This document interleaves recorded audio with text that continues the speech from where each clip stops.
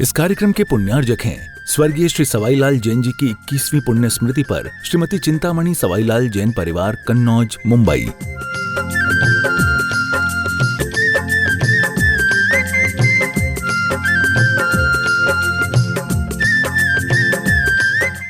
बोलिए विश्व वंदनीय देवादिदेव खजरट श्री पार्श्वनाथ भगवान की जय जय जय। बोलिए परम पूज्य श्रवण संस्कृति उन्नायक आचार्य भगवंत गुरुवर श्री विद्यासागर जी महामुनि राज की जय जय जय।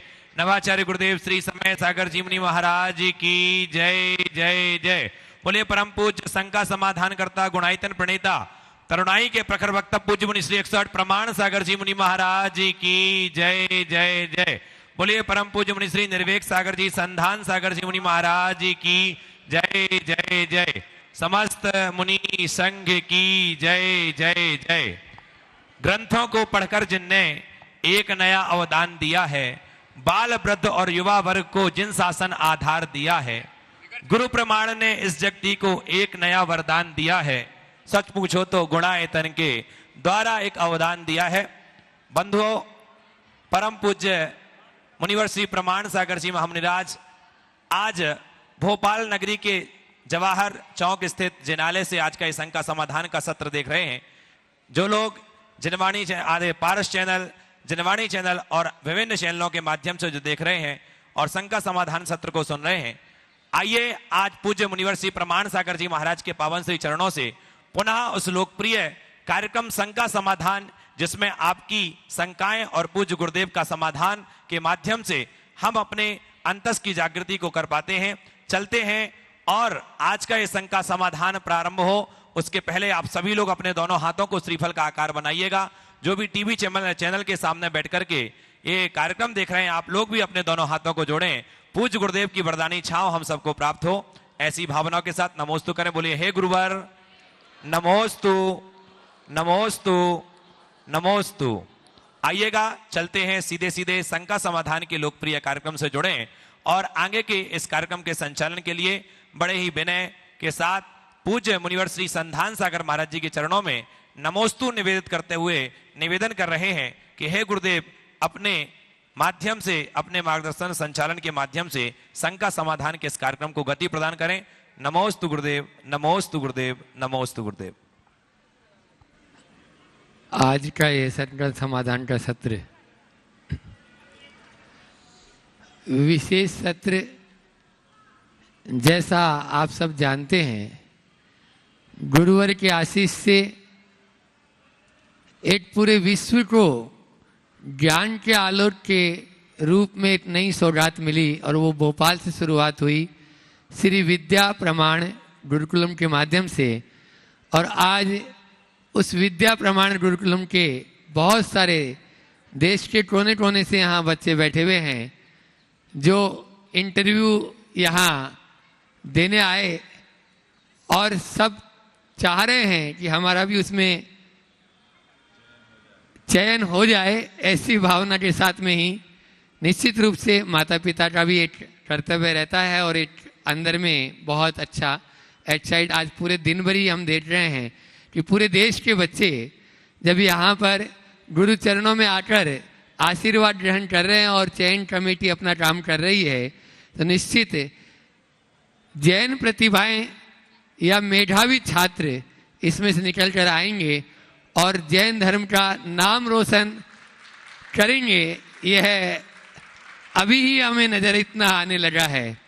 आज उन बच्चों को, जैसा गुरु आदेश है कि उन बच्चों को आज प्रेफरेंस दिया जाएगा और संघ का समाधान के सत्र में भी आज वो अपना अनुभव भी बताएं और प्रश्न भी गुरु चरणों में करेंगे। उसी क्रम में मैं आमंत्रित कर रहा हूँ सर्वप्रथम बच्चे को स्पर्श जैन अपने बीच में यहाँ पर है नागौर से, और तुभ्यम जैन छिंदवाड़ा तैयार रहेगा। नागौद, हाँ नागौद। नमोस्तु गुरुवर। गुरुवर, मेरा नाम स्पर्श जैन, मैं नागौद जिला सतना मध्य प्रदेश से हूँ। सर्वप्रथम गुरुवर आपको बहुत बहुत धन्यवाद। आपके द्वारा जो ये पहल की गई हम सब युवाओं को शिक्षित और सर्वांगीण विकास करने की, वाकई में हम सब आपके बहुत बहुत आभारी हैं गुरुवर। इसके लिए आपका बहुत बहुत धन्यवाद। नमोस्तु गुरुवर, नमोस्तु। गुरुवर, आज मेरा सीए फाउंडेशन का इंटरव्यू था वाकई में आपके आशीर्वाद से बहुत सकुशल मंगल रहा गुरुवर। गुरुवर, मेरा प्रश्न यह है कि आशीर्वाद का क्या मतलब होता है और आशीर्वाद हमारे जीवन में किस तरह प्रभाव डालता है। और गुरुवर, बचपन में माँ का आशीर्वाद, हमें जीवन में 3 लोगों का आशीर्वाद लेना बहुत ज़रूरी है। बचपन में माँ का, जवानी में महात्मा का यानी गुरु का, और बुढ़ापे में परमात्मा का। गुरुवर, हम 2 आशीर्वाद तो ग्रहण कर पाते हैं, किंतु बुढ़ापे में परमात्मा का आशीर्वाद किस प्रकार ग्रहण करें, कृपया शंका का समाधान करें गुरुवर। बहुत अच्छा सवाल किया। आशीर्वाद का क्या महत्व है? आशीर्वाद में शुरुआत के 2 शब्द हैं, अक्षर आ और शी। आ यानी आपत्ति काल और शिव यानी कल्याणकारी। आपत्ति काल को कल्याण में बदल देने के वाद का नाम आशीर्वाद है। क्या ऐसे वचन जो आपत्ति में फंसे हुए प्राणी का भी कल्याण कर दे, समझ गए? आपत्ति को शिवत्व से जोड़ दे, उस बात को आशीर्वाद कहते हैं। पर आशीर्वाद दिया नहीं जाता है, आशीर्वाद लिया जाता है। कोई तुम पर कितना भी आशीर्वाद क्यों न दे, जब तक तुम्हारे हृदय में उसे ग्रहण करने का भाव नहीं होगा, किसी का आशीर्वाद नहीं फलेगा। अगर तुम श्रद्धा से भरे हो तभी आशीर्वाद फलता है, श्रद्धा के अभाव में आशीर्वाद नहीं फलता। तुमने कहा कि बचपन में माँ का, फिर महात्मा का और अंत में परमात्मा का आशीर्वाद चाहिए। मैं कहूँगा जिसे माँ और महात्मा का आशीर्वाद मिल चुका है, परमात्मा का आशीर्वाद उस पर सतत बरसता है, समझ गए? तो उनका आशीर्वाद लो ताकि परमात्मा का आशीर्वाद भी बरस सके। गुरुवर, मैंने कक्षा 8वीं से गुरुवर आपके सानिध्य में जुड़ा। गुरुवर, हम अक्सर ऐसी जगह पर फंस जाते हैं जब हम अकेले पड़ जाते हैं और हमें हमारे गुरु की जरूरत होती है। गुरुवर, हम उस दूर समय में भी हम अपने गुरु को नजदीक कैसे पाएं, आपको कैसे नजदीक पाएं, कृपया। देखिए, ये बच्चा 2020 से नियमित शंका समाधान में श्रोता रहा है, और बल्कि उससे पहले से, और इनके ऑनलाइन प्रश्न आते रहे।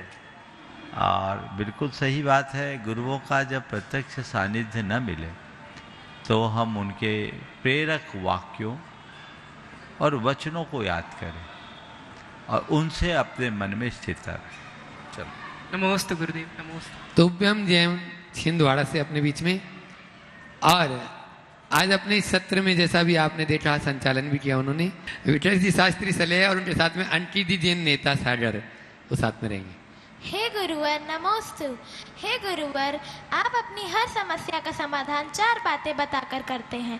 हम विद्यासागर प्रमाण गुरुकुलम के छोटे बच्चे अपनी मम्मी पापा की याद ना आए और हम श्रेष्ठ बन सके, ऐसी 4 बातें बताने की कृपा करें।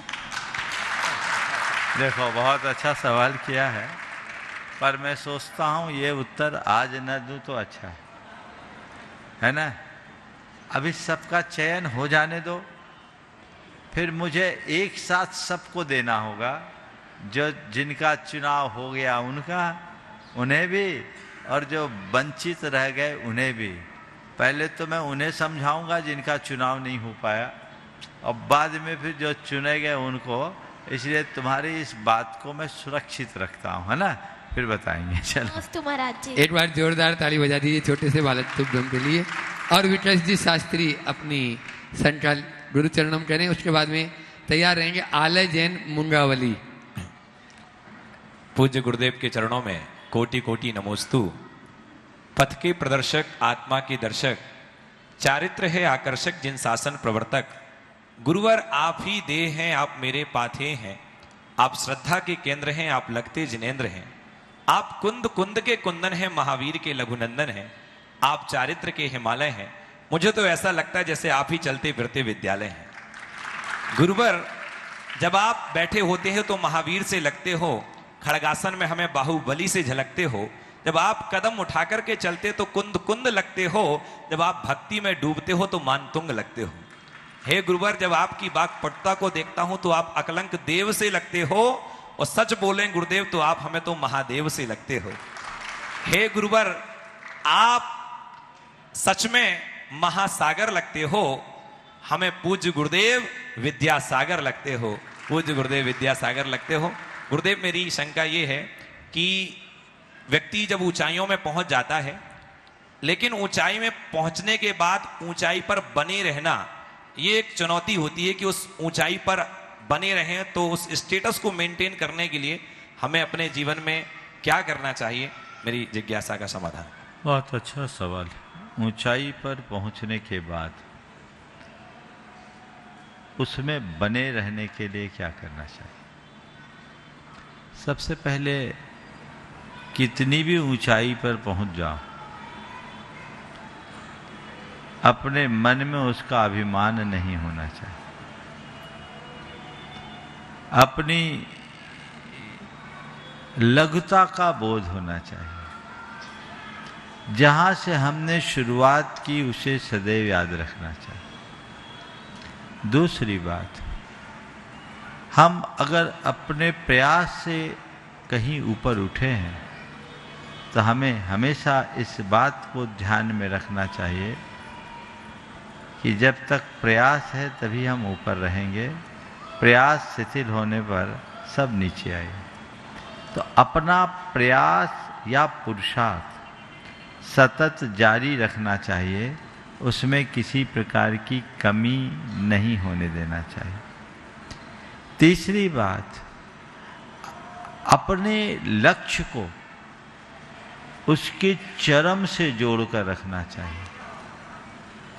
और चौथी बात, कितनी भी ऊंचाई तक पहुंच जाएं, अपने आप को पूर्ण मत मानो, अपूर्ण समझो, ताकि मन में उत्साह बना रहे और हम सतत प्रयत्नशील रहे। नमोस्तु गुरुदेव, नमोस्तु गुरुदेव, नमोस्तु। आलय जैन, संजय जैन मुंगावली, और उसके बाद में तैयार रहेंगे निवी जैन भोपाल। हे गुरुवर नमोस्तु। मेरा नाम आलय जैन है, मैं मुंगावली से आया हूँ। मेरे और मेरे परिवार की ओर से आपको त्रिवार नमोस्तु। मैंने आज 11th क्लास का इंटरव्यू दिया है, मुझे बहुत अच्छा लगा। मतलब पहला इंटरव्यू देके, ये विद्या प्रमाण गुरुकुलम बहुत अच्छा संस्कार देने के लिए खुला है। मैं 4 लाइन बोलना चाहूँगा। हे गुरुवर, पौधा लगाया है तो खाद देते रहना। हे गुरुवर, पौधा लगाया है तो खाद्य देते रहना। संगीत दिया है तो नाद देते रहना। ये शीश झुका है तेरे पावन चरणों में, जब तक पुकारें गुरुवर आशीर्वाद देते रहना, आशीर्वाद देते रहना। गुरुवर, मेरा प्रश्न ये है कि आपको ये विद्या प्रमाण गुरुकुलम खोलने की प्रेरणा कहाँ से और कब मिली? देखो,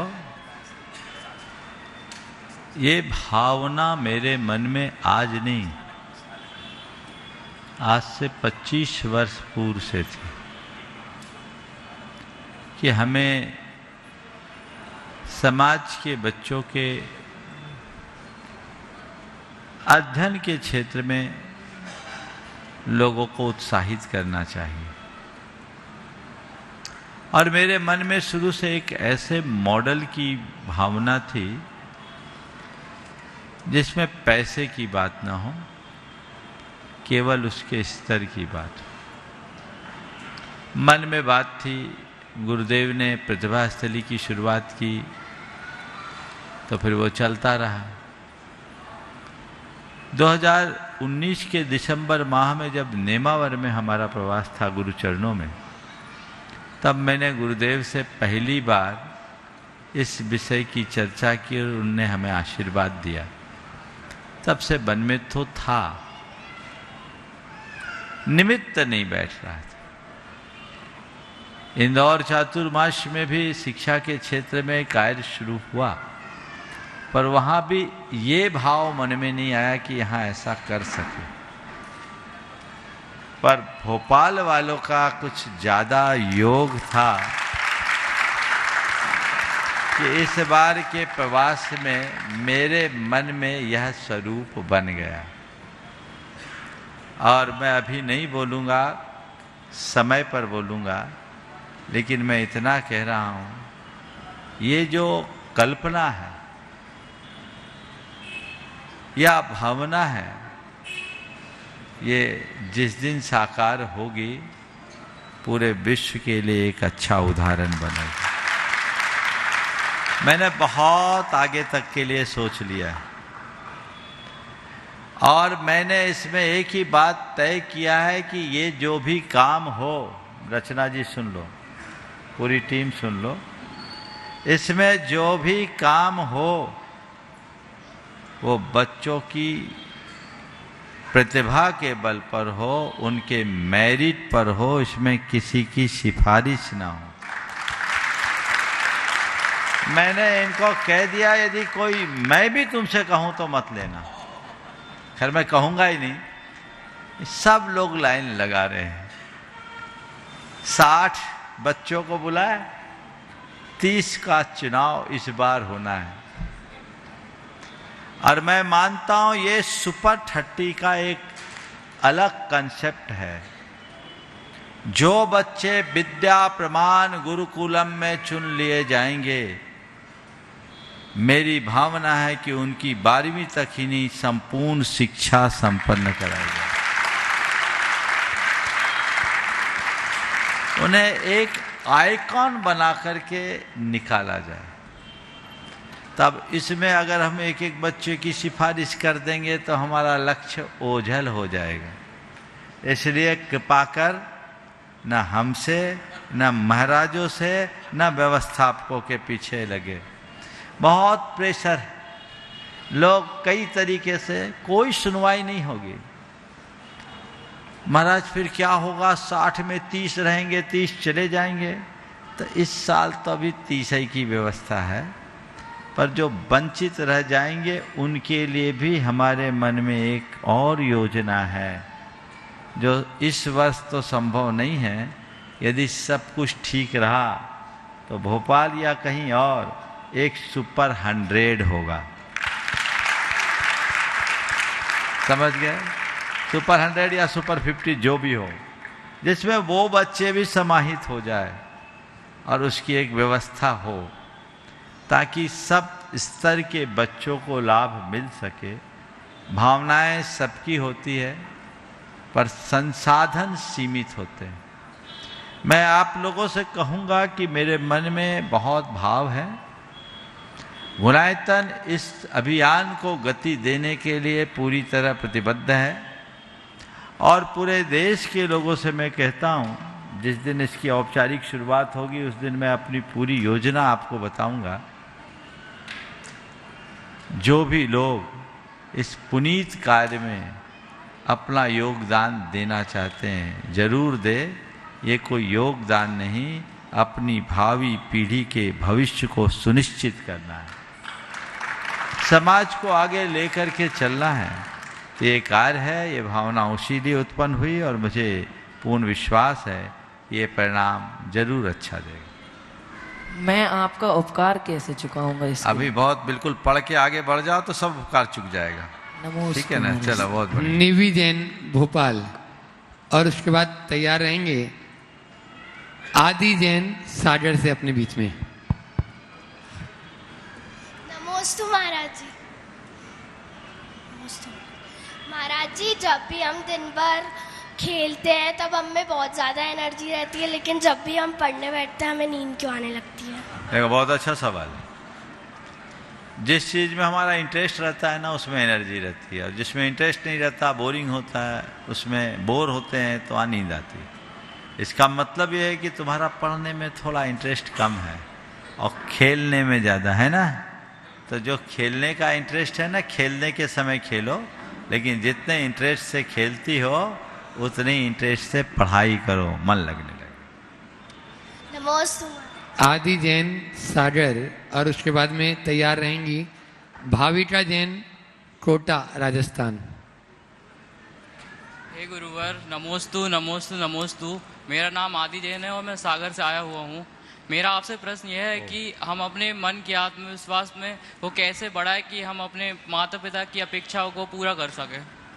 अपने आत्मविश्वास को कैसे बढ़ाएं कि माता पिता की अपेक्षाओं को पूरा कर सकें। सबसे पहले तो माता पिताओं से मैं कहूँगा कि बच्चों से ज़्यादा अपेक्षा न रखें। ऐसी अपेक्षा न रखें कि बच्चे उससे अतिरिक्त दबाव का अनुभव करें। तो पहले मैं तुमसे भी कहूँगा कि माता पिता की अपेक्षाओं में खरा उतरने का कोई प्रयास मत करो। खुद को निखारने की कोशिश में लग जाओ कि मुझे खुद को खरा बनाना है, खुद को निखारना है, खुद को आगे बढ़ाना है। वो मुझसे क्या एक्सपेक्टेशन रखते हैं मुझे ये नहीं देखना। मुझे ये देखना है कि मैं अपने लिए क्या कर सकता हूँ। मुझ में जो क्षमता है, मुझ में जो योग्यता है, मुझे उसे उद्घाटित करना है, मुझे उसे निखारना है। समझ गए? दबाव मुक्त हो, लगनशील बनकर काम करो, जो लक्ष्य बनाया है उसके अनुरूप पुरुषार्थ जगाओ, सतत प्रयास करो, बुरी आदतों से बचो, बुरी संगति से बचो, अपने लक्ष्य के प्रति सदैव समर्पित रहो और जी तोड़ मेहनत करो। जो चाहोगे वो मिलेगा। रहा सवाल आत्मविश्वास बढ़ाने का, तो पॉजिटिव सोचो। जिसके अंदर सकारात्मकता होती है उसका आत्मविश्वास बढ़ता है। समझ गए? और उस आत्मविश्वास को बढ़ाने के लिए मन में श्रद्धा जगाओ और गुरु और प्रभु से रोज एक प्रार्थना करो, हे प्रभुवर, हे गुरुवर, मुझे ऐसी शक्ति दो कि मैं अपने लक्ष्य में सफल हो सकूं, मैं अपनी मंजिल को प्राप्त कर सकूं। इस श्रद्धा और विश्वास के साथ प्रार्थना करो, तुम अपने आप को समर्थ बना पाओगे और जो चाहते हो उस लक्ष्य को साध पाओगे। नमस्ते महाराज जी। भाविका जैन कोटा राजस्थान, और उसके बाद में तैयार रहेंगे मनोज जैन भोपाल। महाराज जी के चरणों में त्रय बार नमोस्तु नमोस्तु नमोस्तु। महाराज जी, आपने इस विद्या प्रमाण गुरुकुलम में छात्राओं को आने का मौका दिया। इस बार हम छात्राओं को यहाँ आने का मौका कब मिलेगा? छात्रों को दिया है। हम छात्राओं को यहाँ, छात्राओं के लिए तो गुरुदेव ने इतना कर दिया, 5 प्रतिभा स्थली वही खाली है अभी, उसमें जगह बहुत है, वहां जाओ, है ना? और छात्राओं को थोड़ी प्रवेश दिया है महाराज जी। ऑनलाइन अब वो बहन जी ने आप लोगों पर कृपा कर दी, मेरी तरफ से कोई सम्मति नहीं थी, ये ऑनलाइन कर दी हैं सीए वालों को। 4 या 5 को तो उत्तर राइट तो इनके पास है क्योंकि मेहनत कर रही है, लेकिन मैंने खुशी से नहीं कहा। छात्राओं की व्यवस्था नहीं है, ये केवल छात्रों के लिए है। ठीक है, आप लोगों को ऑनलाइन जो दिया है आप मेहनत कीजिए। अब आगे कोई समय अनुकूल बनेगा और आप लोगों का भाग्य जागेगा तो वो भी देखेंगे, पर अभी अपने भाइयों को तो आगे बढ़ने दो। तुम लोगों के लिए गुरुदेव ने बहुत कर दिया। 5 प्रतिभा स्थली है, अभी वहाँ भी पर्याप्त अवसर है, आप वहाँ जाए। नमोस्तु महाराज। मनोज जैन भोपाल, और तैयार रहेंगे कुलदीप जैन। नमोस्तु महाराज जी। महाराज जी, मेरा नाम मनोज जैन है और मैं भोपाल से हूँ। महाराज श्री, मेरी शंका ये है कि हम जिस देश में रहते हैं, जिस प्रदेश में रहते हैं और जिस शहर में रहते हैं, जिस समाज में रहते हैं, जिस घर में रहते हैं, हम ऐसा क्या करें कि हम उसका मान सम्मान बढ़ा सकें? नमोस्तु। जिस देश प्रदेश समाज घर में रहते हैं उसका मान सम्मान बढ़ा सके उसके लिए क्या करें? कुछ मत करो, एक अच्छा इंसान बन जाओ, एक अच्छे नागरिक बन जाओ। एक अच्छा इंसान जहाँ खड़ा होता है वो सबका मान बढ़ाता है, और बुरा इंसान जो होता है सबका मान मिटाता है। समझ गए? एक लक्ष्य बनाओ, मुझे एक अच्छा इंसान बनना है। ठीक है? कुलदीप जैन बीटेक CSC, स्थान का नाम। हाँ, प्रश्न करें अपना गुरु चरणों में। और उसके बाद में मंडला से विद्वान अपने बीच में इंद्रजी शास्त्री यहाँ पर उपस्थित है, वे अपना प्रश्न करेंगे। नमोस्तु महाराज जी। महाराज जी, मेरा प्रश्न ये है, वर्तमान में मैं इंजीनियरिंग फर्स्ट ईयर कर रहा हूँ और कई बार जब हम कॉलेज में एंटर करते हैं तो काफ़ी नॉलेज का रिसोर्स हमारे पास काफ़ी ज़्यादा होता है और कई बार हमसे कहा जाता है कि आप हर चीज़ में आगे बढ़िए और हर चीज़ आपको आनी चाहिए। हमसे एक्सपेक्ट किया जाता है कि हम परफेक्ट बने और प्रोफेशनल हो हर चीज़ में, पर ये कई बार नॉलेज का ओवरफ्लो ये कई बार बर्डन दे देता है और फोकस भी हमारा लैक होता है, जिससे हमारा कंसंट्रेशन भी कम होता है। तो क्या ये हर चीज़ आनी चाहिए, ये ज़रूरी है? देखो, ये प्रवृत्ति गलत है। हर व्यक्ति के अंदर कुछ स्वाभाविक प्रतिभा होती, और जो तुम्हारी स्वाभाविक प्रतिभा है और जिसमें तुम्हारी खुद की रुचि, हमें पहले उसमें दक्षता यानी पूरी मास्टरी आनी चाहिए। जब उसमें पूरी तरह से लीन हो जाओ, समर्थ हो जाओ, तब फिर और बात करो। नहीं तो jack of all master of none, कोई मतलब नहीं। हम अपनी स्वाभाविक रुचि को देखें और जो हमारे लक्ष्य के साथ जुड़ा हुआ उसकी पूर्ति में लगे। सब जगह लगोगे तो कुछ नहीं पाओ। ठीक है। नमोस्तु महाराज। ओ आगे। इंद्रजीत शास्त्री मंडला समाज के विद्वान हैं, वे अपना प्रश्न गुरुचरणों में करें और आप लोग जोरदार तालियों से उनका स्वागत अभिनंदन कर दें। उसके बाद में तैयार रहेंगे अतिशय जैन विदिशा। इनके चरणों की रच पाकर माटी चंदन होती है, एक बार दर्शन जो कर ले कर्म कलंक भी धोती है। चतुर्थ काल की चर्या देखो, मंद मंद पुलकित होता, चरण कमल जिनके घर पड़ते, तीर्थों सा वह घर होता, तीर्थों सा वह घर होता। पूज्य भावना युग प्रवर्तक गुणायतक प्रवर्तक मुनि श्री प्रमाण सागर जी महाराज के चरणों में हम सभी का, हमारे परिवार का एवं श्रवण संस्कृति संस्थान सांगानेर परिवार का त्रिवार नमोस्तु नमोस्तु नमोस्तु। महाराज श्री पूज्य निर्यापक श्रवण मुनि पुंगव श्री सुधा सागर जी महाराज के द्वारा 12 वर्षीय का जो पाठ्यक्रम रूपी स्वाध्याय प्रत्येक घर में प्रत्येक स्थान पर देश एवं विदेशों में भी स्वाध्याय रूप में चल रहा है, उसी क्रम में कल 13 अप्रैल को सभी देशों में सभी स्थानों पर 12 वर्षीय का एक साथ ही परीक्षा होनी है। तो महाराज जी, हमारे साथ साथ सभी परीक्षार्थियों की एक ही जिज्ञासा है कि प्रश्न जब पत्र हमारे सामने आता है तो अंदर से एक भय उत्पन्न होता है, तो हम उस भय को कैसे निकालें और कैसे हम उस परीक्षाओं को सफल करने का प्रयास करें। फिर से बोलो। महाराज जी, प्रश्न ये है कि जब भी प्रश्न पत्र हमारे सामने आता है तो हमारे अंदर एक भय उत्पन्न होता है कि कैसे हम उस प्रश्न पत्र को पार कर सकते हैं।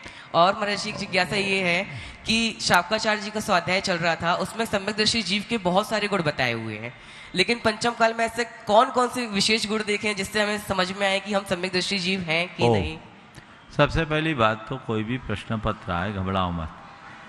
जब प्रश्न पत्र आए तो एक गहरी सांस लो, गुरु को और प्रभु को याद करो और मन में एक बात बिठाओ कि मैं सब लिख सकता हूं क्योंकि मैं पढ़ के आया। ये बोलो, प्रश्न तो उसी से पूछा जाता है जो तुम पढ़ के आए, जो पढ़े नहीं वो तो नहीं ना, तो मैं पढ़ के आया हूं। दिमाग से बाकी बातें हटाओ। कैसे लिखूंगा ये मत लगो, ये मत लाओ, क्या लिखना है ये देखो, समझ गए? और लिखना शुरू कर दो, भगवान का नाम ले, चीजें आ जाएगी। और उसमें भी पहले उन प्रश्नों को लेना चाहिए जो पूरी तरह परफेक्ट है, फिर बाकी प्रश्न आते हैं तो भी उसमें कुछ कुछ सोच सोच करके लिखना शुरू कर देना चाहिए, काम हो जाए। सम्यक दर्शन के गुणों में बहुत सारे गुण हैं, लेकिन सबसे पहली एकदम प्रारंभिक और उथली भूमिका की बात करूं तो देव शास्त्र और गुरु के प्रति श्रद्धा पक्की होनी चाहिए। इसके बिना सम्यक दर्शन का कोई शुरुआत ही नहीं, समझ गए? चलिए। नमोस्तु महाराज।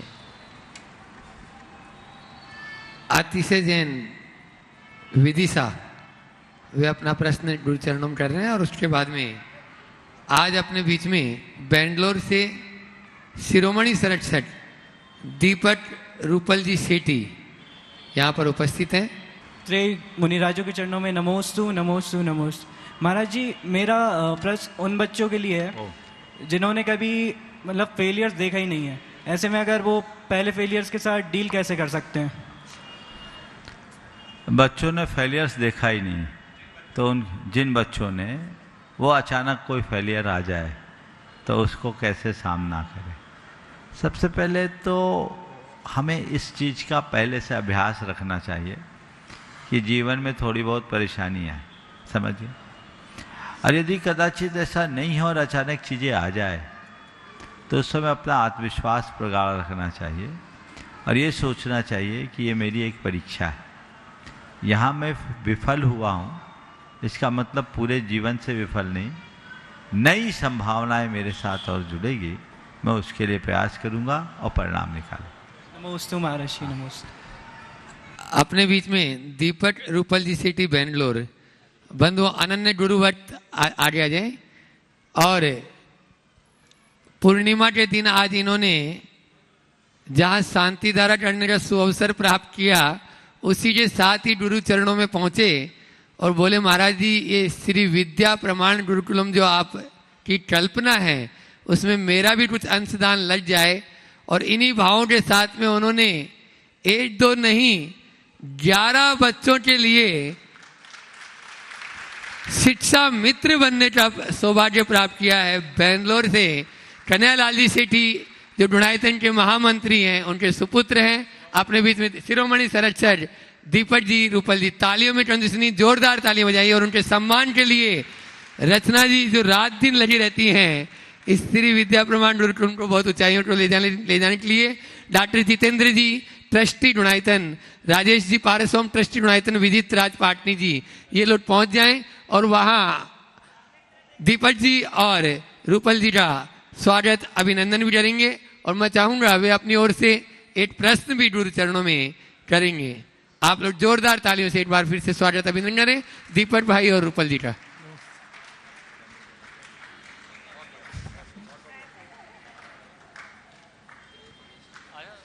दीपक भैया अपना प्रश्न गुरु चरणों में करें। और बेंगलोर से ही शिरोमणि संरक्षक अपने बीच में श्रीमती। नमोस्तु गुरुदेव। गुरुदेव, हमारे बेंगलोर में और पूरे भारतवर्ष में जब भी दिगंबर जैन मंदिर बनने की कोई जगह बात आती है तो 13 पंथ और 20 पंथ को लेकर बहुत सारी बातें होती हैं और मंदिर बनने के कार्य में 5 साल 10 साल की देरी हो जाती है। कृपया करके इस पे मार्गदर्शन करें। देखिए, मंदिर बनने में ये बात आना स्वाभाविक है क्योंकि लोग मंदिर आस्था से प्रेरित होकर बनाते हैं और सबकी अपनी अपनी आस्थाएं जब टकराती है तो वैमनस्य बढ़ता है। कोई व्यक्ति की अगर मान्यता अलग है तो हम उसे बाध्य नहीं कर सकते कि तुम ऐसे ही करो। तो मैं तो ये कहूँगा कि मंदिर बनाने के पहले ये तय करना चाहिए कि हमको कैसा बनाना है और उसका वैसा प्रावधान बना लेना चाहिए और जो प्रावधान बना लिया गया उसके अनुरूप करना चाहिए। अगर किसी की 13 पंथ की मान्यता है तो 13 पंथ के अनुरूप बनाओ, किसी की 20 पंथ की मान्यता वो 20 पंथ के अनुरूप बनाओ। यदि दोनों तरह के लोग हैं, ऐसी कोई व्यवस्था है तो ऐसी व्यवस्था बना लो। एक अलग 13 पंथ की वेदी, एक 20 पंथ की वेदी, झगड़ा मत हो, झगड़ा ना हो, ये व्यवस्था करो। लेकिन आजकल के कई अनुभव तो एक जगह का तो ऐसी पंथवाद के कारण मंदिर बनने के बाद 3 साल तक मंदिर बंद रहा, ताला बंद रहा। तो ये बहुत चक्कर का काम है।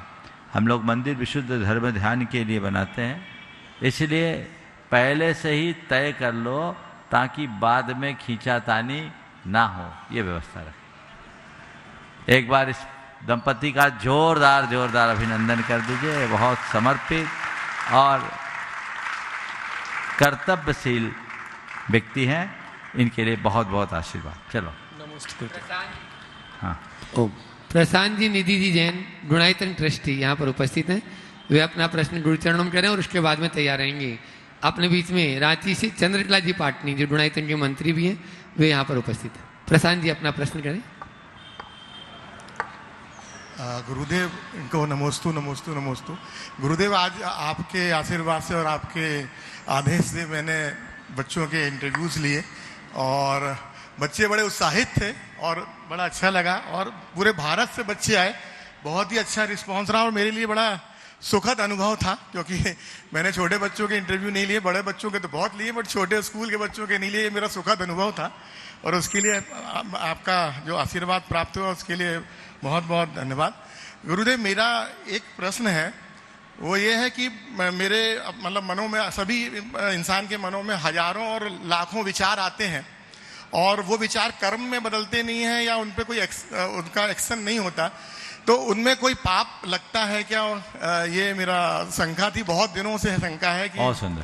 कहते हैं मनुष्य के मन में 60,000 विचार हो जाते हैं और ज्यादातर विचारों को तो हम वहीं खत्म कर देते हैं। आपका सवाल है कि जो विचार आए उसका पाप लगता है क्या? पाप तो लगता है। विचार जिस स्तर पर उठे उसका उतने ही स्तर का पाप लगेगा। जैन मनोविज्ञान एक बात बताता है कि कर्म बंधन की स्थिति हमारी प्रवृत्ति के ऊपर निर्भर करती है और हमारी प्रवृत्तियाँ अति सूक्ष्म होती। हम अपनी स्थूल प्रवृत्ति को तो पकड़ लेते हैं, सूक्ष्म प्रवृत्तियों को पहचान नहीं पाते। लेकिन हमारे यहाँ कहा गया है कि कोई काम करने के बारे में सोचना, ये तो हमारी प्रवृत्ति है ही, लेकिन इसके पहले भी हमारी प्रवृत्ति शुरू हो जाती है। वह है समरंभ, समारंभ और आरंभ। समरंभ मन से, वचन से, काय से, समारंभ भी मन से, वचन से, काय से, और आरंभ भी मन से, वचन से, काय से। ये तीनों शब्दों को समझिए। किसी भी कार्य को करने की जो आरंभिक योजना है वह कहलाती है समारंभ। इसके बाद उसके लिए अपेक्षित सामग्री जुटाने का नाम है समारंभ और उसे मूर्त रूप देने का नाम है आरंभ। तो मन में जो हमने सोचा वो जो सूक्ष्म समारंभ हुआ, अधिकतर समारंभ में ही नष्ट हो जाता है। कुछ समारंभ में होता है, फिर कुछ मन में प्रकट हो पाता है। अभी मन में ही प्रकट नहीं हुआ। मन की चेतना में समारंभ और समारंभ के रास्ते से बाहर आने के बाद आरंभ आता है। वो हमारा विचार मन में आया, फिर वो वाणी में, फिर व्यवहार में होता है। पर बंध तो समारंभ से होता है। इसलिए हम अपनी प्रवृत्ति के प्रति जागरूक रहे और पाप को जिस स्तर पर संभव हो रोक सके, रोके। नमस्ते महाराज जी, नमस्ते। अपने बीच में अनन्य गुरुभक्त चंद्रकला जी पाटनी रांची से यहाँ पर उपस्थित है और मैं चाहूंगा आप लोग जोरदार तालियों से उनका स्वागत, अभिनंदन करें। और उसके बाद में तैयार रहेंगी यहाँ की आपकी स्थानीय जो है ब्रह्मचारिणी दीदियाँ, ब्रह्मचारिणी सपना दीदी, शैली दीदी, शिल्पी दीदी और पूजा दीदी जवार चोट। मेरी तरफ से जगत के सब जीवों की तरफ से मुनि राजों के चरणों में नमोस्तु, सब छुल्लक जी महाराज के चरणों में इच्छा में। महाराज श्री ज्ञान लेने में कितना पुरुषार्थ होना चाहिए और भक्ति करने में कितना पुरुषार्थ होना चाहिए जिससे कि हमारी आत्मा का कल्याण हो? बहुत अच्छा सवाल है। ज्ञान लेने में और भक्ति करने में कितना पुरुषार्थ? देखिए, ज्ञान के लिए पूर्ण पुरुषार्थ करना चाहिए। बिना पुरुषार्थ के ज्ञान नहीं होता। तब तक अपना पुरुषार्थ रखना चाहिए जब तक हम समाधान न पा जाए। जो ज्ञान की पिपाशा है वो पूरी ना हो। और सदैव एक बात ध्यान रखना चाहिए कि ज्ञान का कभी अंत नहीं होता। आप सोचे कि हम बिना प्रयास से ज्ञान पा ले तो असंभव है। हमारे यहाँ कहा गया अभ्यास सारिणी विद्या बुद्धि कर्मानुसारिणी। विद्या अभ्यास से प्राप्त होती है और बुद्धि कर्म यानी पुरुषार्थ से। हम जितना कर्म और पुरुषार्थ करेंगे हमारी बुद्धि में उतना निखार है। इसलिए सतत प्रयास करना चाहिए। जहाँ तक भक्ति का पुरुषार्थ, भक्ति करने के लिए क्या पुरुषार्थ करना चाहिए? मैं कहता हूँ भक्ति को ही अपना पुरुषार्थ समझना चाहिए। भक्ति करने के लिए पुरुषार्थ नहीं, भक्ति ही पुरुषार्थ है। मन में श्रद्धा और समर्पण का भाव आ गया, समझ लो भक्ति जग गई, और भक्ति जग गई तो आपका काम बन गया। ओम। बाल ब्रह्मचारी सपना दीदी, शैली दीदी और शिल्पी दीदी जवाहर चोट पूज्य महाराज श्री जी, हम समस्त जीवों के हृदय में सकारात्मक और दिव्य ऊर्जा प्रवाहित करने वाले विदित जी पाटनी बोल रहे हैं कि हमें भी यह अवसर प्राप्त हो और निश्चित रूप से ऐसी जो हमेशा वैयाव्रती में अग्रणी रहती हैं चंद्रकला जी पाटनी, उनके सम्मान के लिए यहाँ की कमेटी के रुचि टड़ैया जी और लता जी और साथ में ही रचना जी से भी मैं कहूँगा कि वे भी पहुँच जाएं और चंद्रकला जी पाटनी का स्वागत अभिनंदन करते हैं। आप लोग जोरदार तालियों से उनका स्वागत कर दीजिए। आप कर दो वहीं, वो तो मना करेंगी, वो थोड़ी। दीदी लोग अपना प्रश्न गुरु चरणों में कर रही हैं, तीनों दीदियाँ। और उसके बाद में विशाल सागर जी महाराज जी हाट पिपला के जो हैं उनके परिवारजन यहाँ पर आकृति जैन वो प्रश्न करेंगे हाट पिपले से। समस्त जीवों के हृदय में सकारात्मक और दिव्य ऊर्जा प्रवाहित करने वाले मुनिवर श्री प्रमाण सागर जी महाराज श्री जी और मंच आसीन समस्त मुनिराजों के चरणों में नमोस्तु नमोस्तु नमोस्तु। समस्त छुल्लक जी महाराज श्री जी के चरणों में क्षामी क्षामी क्षामी। महाराज श्री जी, कुछ लौकिक पंक्तियां हैं। हमें तो अपनों ने लूटा, गैरों में कहाँ दम था, मेरी कश्ती थी डूबी जहाँ पानी कम था। तो महाराज जी, मैंने कई बार ऐसा अनुभव किया है कि बहुत सारी ऐसी कंडीशन आती है जब बाहरी लोगों से स्ट्रगल करना पड़ता है तो हम इजीली उभर के आ जाते हैं और स्ट्रगल करके निकल आते हैं। लेकिन जब बात हमारे अपनों की होती है तो हम बहुत धर्म लगाते हैं कि नहीं ये हमारे कर्म है, हमने ऐसा किया था तो हमें, पर हम उस दुख से बाहर नहीं निकल पाते हैं। तो महाराज जी, उस दुख से कैसे निकला जा सकता है? देखो सीधी बात है, सड़क चलते हैं ना तो बाहर के कंकड़ नहीं चुभते, पर जूते में एक कंकड़ घुस जाए तो बहुत चुभन देता है। तो ये जूते के अंदर के कंकड़ बहुत खतरनाक होते हैं, है ना। तो एक काम करो, जूते में कंकड़ घुसने ही मत दो, ऐसा जूता रखो। और अगर ऐसा लगने लगे कि जूते के अंदर कंकड़ आ गया, जूता ही उतार के फेंक दो। समझ गए? इसके अलावा कोई उपाय नहीं है। सबका अनुभव होगा, जूते के भीतर कभी कंकड़ घुस जाए तो क्या हाल होता है, और कभी कभार ऐसा होता है। तो ठीक कहा, गैरों ने लूटा उसका मुझे कोई गम न था, मेरी किश्ती वहां डूबी जहां पानी कम था। हमें अपनों ने लूटा, गैरों में कहा दम, गैरों ने कहा, गैरों में कहाँ दम था, अच्छा गैरों में कहा दम था, मेरी किश्ती वहीं डूबी जहां पानी कम था। ये स्वाभाविक है। अब रहा सवाल, अगर अपने ऐसा कर दे तो इसे थोड़ा सकारात्मक रूप में लो कि लूटना तो लूटना ही है, चलो गैर लूटता तो उसके पास जाता, अपने ने लूटा है, घर का माल घर में ही है। ऐसी सकारात्मकता हम क्यों नहीं रख लेते? अपने सोच को परिवर्तित कीजिए, जीवन की धारा तभी बदल पाए। नमोस्तु महाराज जी। हमारे संघ की शोभा परम पूज्य विशाल सागर जी महाराज जी और उनके परिवारजन यहाँ पर उपस्थित हैं। आकृति जैन वो अपना प्रश्न कर रही हैं और उसके बाद में डोनायतन ट्रस्टी बाल ब्रह्मचारिणी सुषमा दीदी भोपाल तैयार रहेंगी। गुरुदेव के चरणों में बारंबार नमोस्तु नमोस्तु नमोस्तु। छवि सुल्लक स्वामी के चरणों में बारंबार इच्छामि इच्छामि। यूँ तो गुरुदेव आपको देखते से ही हमारी सभी शंकाओं का समाधान हो जाता है, फिर भी एक छोटी सी शंका आपके सामने में रखती हूँ। गुरुदेव, हिंदू मान्यता के अनुसार बहू बेटियों को लक्ष्मी का दर्जा दिया जाता है, तो बहू और बेटियां तो घर की लक्ष्मी होती है, घर संपन्न होने के बाद भी लक्ष्मी को लक्ष्मी के लिए ही क्यों मेहनत करनी पड़ती है? बहू बेटियां घर की लक्ष्मी होती है, हाँ, और धन संपन्न होने के उपरांत भी लक्ष्मी को लक्ष्मी के लिए ही मेहनत क्यों करनी पड़ती? और महर्षि, आजकल के जनरेशन में एक वर्ड बहुत फेमस हो रहा है, इंडिपेंडेंट। तो महर्षि अच्छा सही मानने में, देखिए मुझे इस विषय में इतना ही कहना है कि आज की लक्ष्मी को अपनी लक्ष्मी पने का बोध नहीं है और उसे औरों की लक्ष्मी नजर आने लगी है। उसे ये पता नहीं कि मैं खुद में लक्ष्मी हूँ। जिस दिन उसे पता लग जाएगा कि मैं लक्ष्मी हूँ तो किसी के पीछे पागल नहीं होंगे, समझ गए। दुर्भाग्य है कि आज की बेटियां अपने गौरव को भूल रही है। वो नौकरी पेशा में अपना गौरव मान रही है, पैसा कमाना ही अपना ध्येय बना रखा है।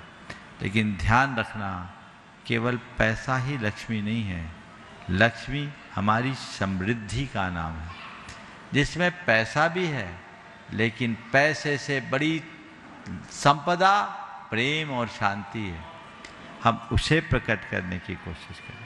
तुम्हारे पास करोड़ों हो और प्रेम ना हो तो सब व्यर्थ है, और तुम्हारे पास केवल रूखी रोटी हो और प्रेम हो तो सब अर्थ है।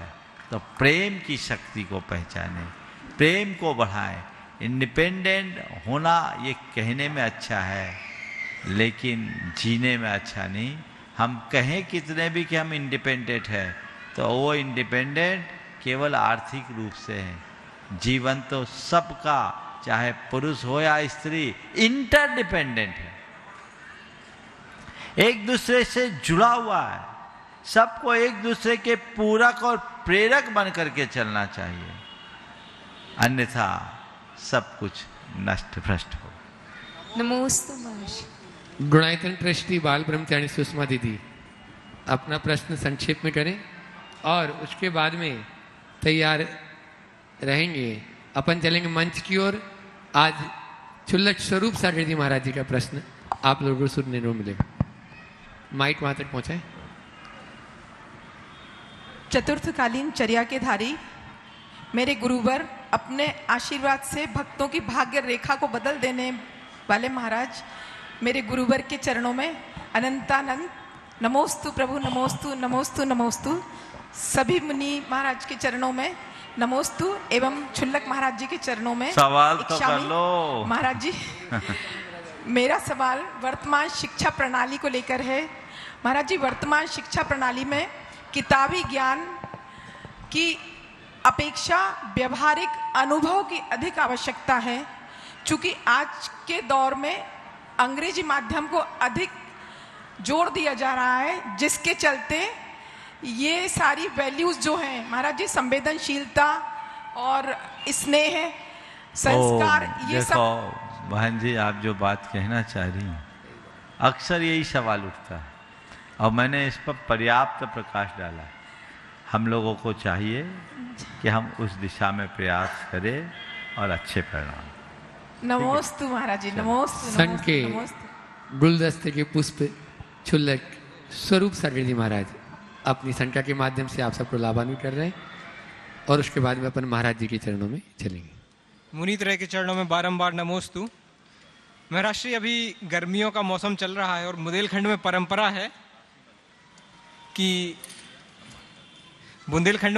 है कि गेहूं इत्यादि इस समय धोया जाता है और छत पे सुखाया जाता है। और जो घर के लोग होते हैं उनको बहुत रात में चिंता रहती है कि कहीं 2-4 बूंदें आ ना जाएं और उससे हमारा गेहूं खराब हो जाएगा। वहीं दूसरी तरफ एक किसान होता है जो अपनी पूरी पकी पकाई फसल को खुले आकाश के नीचे रखता है। उसको खतरा रहता है कि चोरी भी हो सकती है, बारिश भी हो सकती है, और पिछले 3-4 महीने की जो मेहनत है वो पूरी तरह खराब हो सकती है। तो महाराज जी, शास्त्रों में कृषि कार्य को बहुत अच्छा बताया गया है और किसानों को इतना क्यों महान बताया गया है? क्यों वो इतना सब करने के बाद भी प्रसन्न रह लेता है? किसान की पूरी संपदा खेत में है, फिर भी वो निश्चिंत है, और तुम्हारे 2-4 क्विंटल गेहूं छत पे सूख रहे हैं, तुम परेशान। इसकी वजह बताऊं? किसान तपस्वी होता है और इंसान भोगी। तपस्वी हमेशा खुश रहता है और भोगी हमेशा रोता रहता है। तो भोगी बनोगे तो रोगे, बनो तो किसान जैसे तपस्वी बनने का प्रयत्न करो जो आनंद से भरपूर। पूज्य महाराज श्री जी चरणों में अपन निवेदन करें। उससे पूर्व एक पर्ची मेरे पास में आई है और उसमें श्री विद्या प्रमाण गुरुकुलम के लिए कुछ राशि उन्होंने अपनी ओर से दी है। डीएसपी प्रदीप जी जैन यहाँ पर उपस्थित हैं। डीएसपी प्रदीप जी जैन के लिए जोरदार ताली बजा दीजिए। इन्होंने आज विद्या प्रमाण गुरुकुलम के प्रदीप जी हैं कि चले गए? आओ, सवाल भी उनका। हाँ हाँ, सवाल है। हाँ, एक बार जोरदार ताली बजा दीजिए। और चाहूंगा अभिजीत जी पाटनी वहीं जाकर उनका सम्मान कर देंगे। वे अपना प्रश्न भी गुरु चरणों में कर रहे हैं और उसके बाद में अपन महाराज श्रीधरी चरणों में चलेंगे। नमस्तु भगवान। जैसा कि हम सभी जानते हैं कि हमारा जीवन क्षण भंगुर है, फिर भी हम अपनी प्राथमिकता निश्चित नहीं कर पाते हैं। तो हमें ऐसी प्राथमिकता कैसे निश्चित, कौन कौन सी प्राथमिकता निश्चित करना चाहिए ताकि अंतिम समय में हमें ये पश्चाताप ना हो कि हम ये काम पूरा नहीं कर पाए। देखो, आप जब परीक्षा देते थे तो बहुत सारे क्वेश्चंस होते थे। जी जी। और उसमें कुछ कंपलसरी पेपर होते थे, जी जी, कुछ ऑप्शनल होते थे। अपने पास टाइम 3 घंटे का रहता था। जी जी। और अचानक घंटी बजती थी तो क्या करते थे? सबसे पहले जो कंपलसरी है उसको देखते, फिर उसमें जो इम्पोर्टेंट क्वेश्चन है उनको देखते, है ना। ऐसे ही जीवन सबका क्षण भंगुर है। हमें क्या अनिवार्य है उसे प्राथमिकता देनी चाहिए, क्या महत्वपूर्ण है उसे प्रमुखता देनी चाहिए। अब हम ये तय करें कि मेरे जीवन के लिए सबसे ज़्यादा अनिवार्य क्या है और सबसे अधिक महत्वपूर्ण क्या है। जो है उसे स्वीकार कर ले। मुझसे पूछो तो मैं यही कहूँगा, जीवन के सब कर्मों में सबसे ज़्यादा अनिवार्य अपनी आत्मा का उद्धार है। तो ये नरभव मिला है, बहुत दुर्लभता से मिला है। नरभव पाकर जीवन के उद्धार के लिए हम कुछ प्रयत्न कर ले तो ये हम सबके लिए अच्छा होगा। और जो अपने जीवन को व्रत संयम त्याग तप से जोड़ने का महत्वपूर्ण काम है वो हम संपादित कर ले तो हमारा जीवन धन्य हो सकेगा। सुनील जैन इनको बोलो। नमोस्तु भगवान। हाँ। और अगले प्रश्न के लिए मैं बुला रहा हूँ। कल के लिए जो कार्यक्रम है, सुनील जी जैनावीन आए हैं लेकिन अभी उनको थोड़ी प्रतीक्षा करनी होगी। कल का कार्यक्रम थोड़ा दूसरे रूप में बन रहा है। आगामी 14 तारीख को संस्कृति गार्डन में जो जिन मंदिर बन रहा है 24 युक्त बड़े उत्तुंग जिन प्रतिमाएं विराजमान होनी हैं, अभय जी गोहिल के प्रयासों से वो काम हो रहा है। हम लोग वहाँ जाएंगे जिसमें आदिनाथ और महावीर भगवान की शायद 21-21 फीट उत्तुंग जिन प्रतिमाएं वहाँ विराजमान होगी। तो हम लोग उस कार्यक्रम के लिए जाएंगे। चूँकि यहाँ से दूरी है और उस दूरी को देखते हुए कल हम लोग यहाँ से शाम के टाइम बिहार करेंगे और रात्रि विश्राम कहीं पर करेंगे। अभी मालूम पड़ जाएगा। हेलो, कहाँ किया? हाँ, रात्रि विश्राम के लिए गुरुजी नमन करते अभी बता हुए देंगे। आग्रह है कि कस्तूरबा नगर में पूरी व्यवस्था आपकी है और एक विश्राम मिल जाएगा तो हम सबका जीवन सफल हो आपको अलग से देख लेंगे, अभी चलने दो। और परसों सुबह हम लोग फिर संस्कृति गार्डन में जाएंगे। तो जो भी हो, कल का रात्रि विश्राम कहाँ होगा ये तो हम लोग बता देंगे। लेकिन कल का शंका समाधान रविवार है, यहीं पर होगा, लेकिन दिन के 4 बजे से होगा।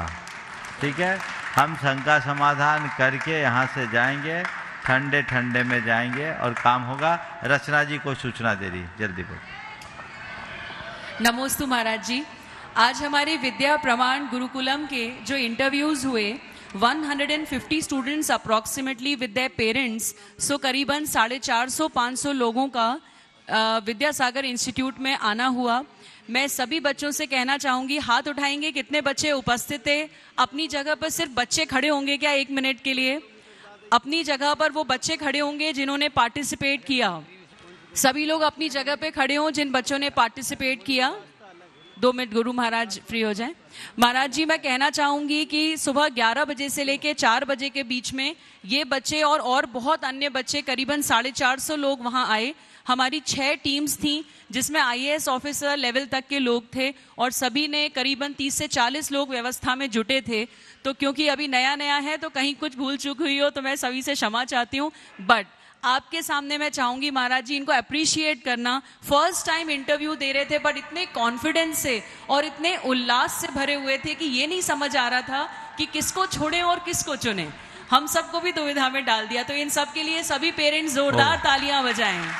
देखो, इन बच्चों के उत्साह को देख के तो मुझे लगा कि कोई व्यवस्था और बनानी पड़ेगी। बिल्कुल महाराज जी। और महाराज जी एक और बात है जो मैं आपके समक्ष रखना चाहूंगी, क्योंकि 60 में से इस वर्ष 30 का ही चयन होना है, तो मजबूरीवश हमें कुछ बच्चों को तो छोड़ना ही पड़ेगा। तो बच्चों अपना प्लीज मन छोटा ना करें। बहुत ही ऑनेस्ट और ट्रांसपेरेंट तरीके से सिलेक्शन हुआ है और डिजर्विंग कैंडिडेट को ही ऊपर रखा है। आप लोग उस ग्रुप में बने रहें ताकि आपको गुरु महाराज से प्रोत्साहन मिलते रहे और अगले वर्ष, ज्यादा दिन दूर नहीं है, आप जरूर सेलेक्ट हो। तो मन बिल्कुल इनका छोटा ना भाग करना। जगेगा तो हो सकता है इसी वर्ष जी एक महाराज। व्यवस्था बन रही है, चल रहा है। यहाँ नहीं, एक वैकल्पिक व्यवस्था तैयार हो रही है। इन लोगों को भाव जगाओ, तुम लोग पुण्य जगेगा तो शायद वो हो जाए। सो बहुत बहुत तुम लोगों ने अच्छा प्रयास किया, बहुत ही अच्छा था, पर मन बिल्कुल छोटा न मत करना। अगर बाय चांस सिलेक्शन नहीं हुआ, गुरुदेव की कृपा होगी तो सब अच्छा ही होगा।